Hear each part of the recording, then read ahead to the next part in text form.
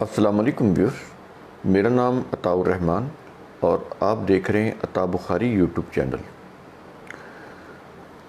मेरी किताब तारीख़ के ऊपर जो मेरी किताब है अज़मत रफ्ता, उसका हिस्सा दोम इस्लाम के नाम पर फ़िरका वारियत की इब्तिदा कब और कैसे हुई। तो इसमें हम इन दिनों वीडियोस कर रहे हैं, एक सिलसिला वीडियोस का, जिसमें हम फ़िक़्ह के मुतल्लिक़ बता रहे हैं, फ़ुक़हा के बारे में कि फ़िक़्ही मसालिक का आगाज़ बनु अब्बास के दौर में हुआ और जो चार मशहूर फ़िक़्ह हैं उनके ऊपर हम वीडियोस कर रहे हैं। तो आगे बढ़ने से पहले आप मेरा यूट्यूब चैनल सब्सक्राइब कर लें और बेल आइकन भी प्रेस कर लें। इससे पिछले वीडियो में हमने फ़िक़्ह हनफ़ी के ऊपर बात की थी। तो जो अबू हनीफ़ा जो जिसके बानी हैं, आज हम फ़िक़्ह मालिकी के ऊपर बात करेंगे। अबू हनीफ़ा के बाद फिर ये मालिक बिन अनस, ये फ़िक़्ह मालिकी के बानी हैं। आज हम इसके ऊपर वीडियो करेंगे। मालिक बिन अनस जो थे ये फ़िक़्ह मालिकी के बानी थे और 711 ईस्वी में ये मदीना में पैदा हुए और 795 ईस्वी में मदीना में ही इनकी वफ़ात हुई। तो ये फ़िक़्ह मालिकी से मुतल्लिक़ आज हम वीडियो कर रहे हैं। आपको मैंने बताया कि 711 ईस्वी से लेके 795 ईस्वी तक, यानी 8वीं सदी ईस्वी का ये जो दौर है, ये मालिकी फ़िक़्ह के जो बानी हैं ये उनका दौर है। मालिक बिन अनस अब्बासी खिलाफत के दौरान मदीना में रिवायत और फ़िक़्ह के बहुत बड़े आलिम थे। उन्होंने अब्बासी खलीफा अल मंसूर के हुक्म पर, ये जो अल मंसूर है ये सेकंड खलीफा है। जो पहला खलीफा था वो अल सफ़ा था और ये अल मंसूर उसका भाई था और उसके बाद ये अल सफ़ा के बाद अल मंसूर आया। तो मालिक ने अब्बासी खलीफा अल मंसूर के हुक्म पर रिवायात का सबसे पहला मजमुआ, मैं ये बात गौर से समझ लें, ये जो इनकी जो रिवायत के ऊपर सबसे पहला जो मजमुआ है वो मालिक का ही है। तो रिवायात का सबसे पहला मजमुआ मुवत्ता तसनीफ़ किया। इसका नाम मुवत्ता इमाम मालिक भी बोलते हैं, मुवत्ता मालिक भी कहते हैं। तो ये मुवत्ता उनकी किताब का नाम है। ये तोए के साथ है, तोए के ऊपर शद है, 2 दफ़ा ये तोए बोला जाता है। मुवत्ता जिसके मानी है हमवार रास्ता, मुवत्ता के मानी हमवार रास्ता है। इसमें फ़िक़्ही अंदाज से, अच्छा इसमें रिवायात किस तरह की हैं वो भी हम आपको बता रहे हैं। एक तो ये बताया कि मुवत्ता उनकी किताब का नाम है, उसके मुतालिक ये बताया है कि ये रिवायात के ऊपर सबसे पहला मजमुआ है। यानी अभी बुखारी नहीं आए, मुस्लिम नहीं आए, तिरमिज़ी नहीं आए, अभी ये लोग नहीं आए। ये जो मुवत्ता इमाम मालिक है ये उनसे पहले का मजमुआ है, सबसे पहले। तो और इसके मानी बताया कि हमवार रास्ता। और इसमें है क्या, इसके अंदर रिवायात किस किस्म की हैं, इसमें फ़िक़्ही अंदाज से मसलकी रिवायात दर्ज हैं। यानी इसमें हिस्टोरिकल कोई चीज़ें नहीं हैं, मसलक है, मसलक के ऊपर रिवायात है। तो मसलकी रिवायात हैं। इसके मुख्तलिफ़ नुस्खे हैं जिनमें रिवायात की तादाद 300 से लेकर 500 तक है।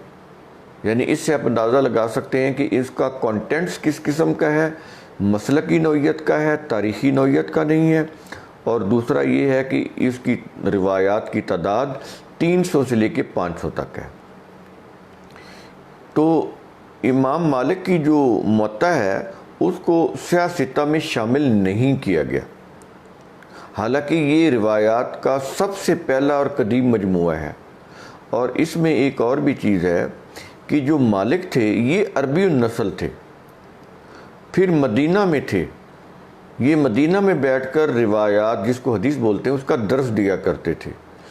फिर ये कि ये जो मालिक थे ये रिवायत के भी बहुत बड़े इमाम थे, यानी हदीस के भी बहुत बड़े इमाम थे और फ़िक़्ह के भी बहुत बड़े इमाम थे। यानी ये दोहरी मेयार के शख्स थे कि ये फ़िक़्ह के ऊपर भी उनको अबूर हासिल था, रिवायात के ऊपर भी उनको अबूर हासिल था। दोनों उलूम के अंदर ये इमाम थे। लेकिन इसके बावजूद मालिक की जो मुअत्ता है उसको सियासिता जो 6 अहले सुन्नत की 6 रिवायात की किताबें हैं उसमें मुअत्ता को जगह नहीं दी गई। तो इससे आप अंदाज़ा लगा सकते हैं कि जो उनका जो चुनाव था, सिलेक्शन था सियासिता की 6 किताबों का, उसकी नौइयत क्या थी कि जितना ज़्यादा उसके अंदर मुबालगा मेज़ी थी उतनी ही ज़्यादा उन किताबों को सिलेक्ट किया गया, या जितनी कुछ ज़ख़ीम थी उतना ही ज़्यादा उसको सिलेक्ट किया गया। तो इस तरह के उनका जो सिलेक्शन का मेयार था वो इस तरह का था, इसलिए ये उस कैटेगरी पर पूरी नहीं उतरती थी। फिर ये सिर्फ मसलक की थी, इसके अंदर वो रिवायात और वो दास्तानें, वो किस्सा गोइयाँ नहीं थी। गो इसके अंदर भी मसलक की जो रिवायात हैं बड़ी ही खिलाफ अकल भी हैं, खिलाफ कुरान भी हैं इसी मुअत्ता के अंदर, लेकिन वो सिर्फ मसलक ही हैं, तारीख़ी किस्से नहीं हैं। अब उनको तो चूँकि वो तारीख़ के किस्से भी चाहिए थे जो इसके अंदर नहीं थे, तो इसलिए भी उसको मुअत्ता को सियासिता में दाखिल नहीं किया गया। तो इस तरह इनकी जो फ़िका जो मालिक हैं, एक तो ये है ना कि मालिक की किताब जो मुअत्ता है उसको सियासिता में दाखिल नहीं किया गया, एक तो ये किया गया। दूसरा ये किया गया कि जो मालिक की फ़िका है असूलन तो उसको मदीना में नाफिज होना चाहिए था, मक्का और मदीना में, और वो मदीना में बैठकर तो वो दर्स दिया करते थे रिवायात का। वहाँ पर उनकी फ़िका के फॉलोअर्स भी थे, उनके बहुत बड़े चाहने वाले थे, अकीदत रखने वाले थे, और इनका इतना होल्ड था मदीना के अंदर कि जो सबसे पहला सीरत निगार है इब्ने इसहाक, जिसने अल-मग़ाज़ी लिखी, सबसे पहले तारीख़ की और सीरत की किताब जिसको अब तक कॉपी किया जा रहा है, ये सबसे पहली है। तो वो इनके सामने नहीं ठहर सका इब्ने इसहाक, उसको मदीना छोड़ना पड़ा। ये था मालिक का मदीना के अंदर होल्ड कि इब्ने इसहाक जैसा शख्स भी मदीना में इनके सामने नहीं टिक सका, इनकी मुखालफत मूल नहीं ले सका, और उसको बिलाखिर मदीना छोड़ना पड़ा इमाम मालिक से इख्तलाफ की वजह से। तो इससे आपको अंदाज़ा होगा कि मदीना के अंदर मालिक का कितना होल्ड था और उनके कितने अकीदतमंद स्ट्रॉन्ग थे। इसके बावजूद जो 4 ये जो हिजाज़ है जिसको मक्का और मदीना बोलते हैं, वहाँ पर उनका फ़िका नाफिज नहीं है। वहाँ पर किन का फ़िका नाफिज है? हम्बली का और शाफ़ी का। शाफ़ी और हम्बली 2 फ़िका नाफिज हैं वहाँ पर ना तो हनफी है, हनफी तो होना भी नहीं चाहिए था कि वो कूफा में थे, अबू हनीफा, जैसे मैंने आपको बताया। और ये जो नाफिज है जिनका फ़िका, वो किन का है? शाफ़ी का। शाफ़ी कहाँ के थे? मिस्र के थे, और ज़्यादा आना जाना उनका हारून रशीद के दौर में बगदाद के अंदर था। तो मिस्र और बगदाद के जो शाफ़ी थे उनका फ़िका नाफिज है सऊदीया में, और या फिर जो इराक़ में जो बगदाद के बहुत बड़े ये जो हम्बली मसलक के बानी हैं अहमद बिन हम्बल, या फिर उनका फ़िका नाफिज है। लेकिन जो मदीना में जिन्होंने सारी ज़िंदगी रिवायात का दर्स दिया मदीना में बैठकर, और जो फ़कीह भी थे, मुहद्दिस भी थे, उनकी जो फ़िका है वो मदीना में या मक्का में नाफिज नहीं की गई। उनकी जो मुअत्ता की किताब है हदीस की, वो अहले सुन्नत की 6 हदीस की जो किताबें हैं सियासिता, उनमें दाखिल नहीं की गई। ये चीज़ आप समझ लें इन चीज़ों को, ताकि आपके सामने कॉन्सेप्ट क्लियर हो इनके कि इन्होंने किस तरह से ये फ़िकी किताबों को निसाब में दाखिल किया, किसको छोड़ा, कैसे दाखिल किया, किस तरह से उनको शोहरत दी। तो ये सारी चीज़ें आपके सामने होनी चाहिए। ये तो हैं फ़िका मालिकी के मालिक। अच्छा, इसके ऊपर हमने एक पहले वीडियो किया था जो हिस्टोरियन के ऊपर था, जिसमें बेसिक हिस्टोरियन हमने मुतारफ़ कराए थे। तो उसमें जो मालिक हैं वहाँ पर डिटेल के साथ हमने इनका तारफ़ करवाया था। इब्ने इसहाक के जो वीडियो था जो पहला, उसके अंदर भी और उसके बाद भी, वहाँ उन वीडियोज़ में जो 16 वीडियो का एक सीरियल था बेसिक हिस्टोरियन से मुतालिक, वहाँ पर मालिक से मुतल्लिक आपको तफसीली मवाद मिल जाएगा।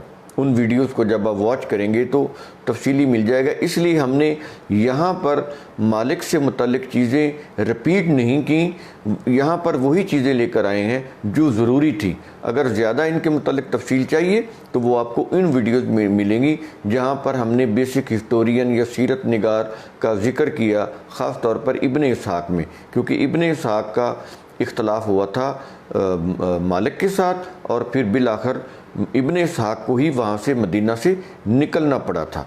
तो ये चीज़ें, ये फैक्ट्स आपके सामने रहेंगे तो फिर बहुत सारी चीज़ें आप समझने के काबिल हो सकेंगे। तो आज का ये वीडियो हमारा फ़िक़्ह मालिकी के ऊपर है, मालिक बिन अनस के ऊपर था। तो अगले वीडियो में हम शाफ़ी मसलक के जो बानी हैं फ़िक़्ह शाफ़ी के, जिनका फ़िक़्ह सऊदी अरब में नाफिज़ है, मक्का और मदीना में, उनके मुतालिक वीडियो करेंगे। तो आप मेरे साथ रहें। ये वीडियो हम अभी ही कर देते हैं फ़िक़्ह शाफ़ी के ऊपर। तो ये भी बड़ा दिलचस्प होगा और ये समझ लें कि ये जो शाफ़ी हैं ये बड़ी ही प्रोमिनेंट और बड़ी ही इम्पोर्टेंट शख्सियत हैं। अगर आप इनसे मुतल्लिक सही तौर पर अगर आपको तारफ़ नहीं है तो फिर आप बहुत ही अंधेरे में हैं, क्योंकि जो इन्होंने काम किया है वो बड़ा ही कह लें बड़ी इम्पोर्टेंट है और उसके असरात अभी तक चले आ रहे हैं।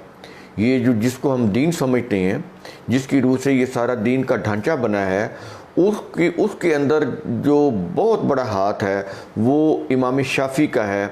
तो ये हम अभी वीडियो करके आपको बताते हैं कि ये जो शाफ़ी हैं ये किस नौइयत के इमाम थे और इनकी क्या इम्पोर्टेंस है और इनका क्या कारनामा है। तो वो जब आप वीडियो करेंगे, देखेंगे, तो फिर आपको अंदाज़ा हो जाएगा कि ये कितनी बड़ी शख्सियत है और इनके कारनामों की वजह से आज हम किस हालत को पहुँचे हैं। तो मेरे वीडियोस को लाइक करें, शेयर करें, मेरा यूट्यूब चैनल आप इसे सब्सक्राइब करें और बेल आइकन भी प्रेस कर लें। शुक्रिया।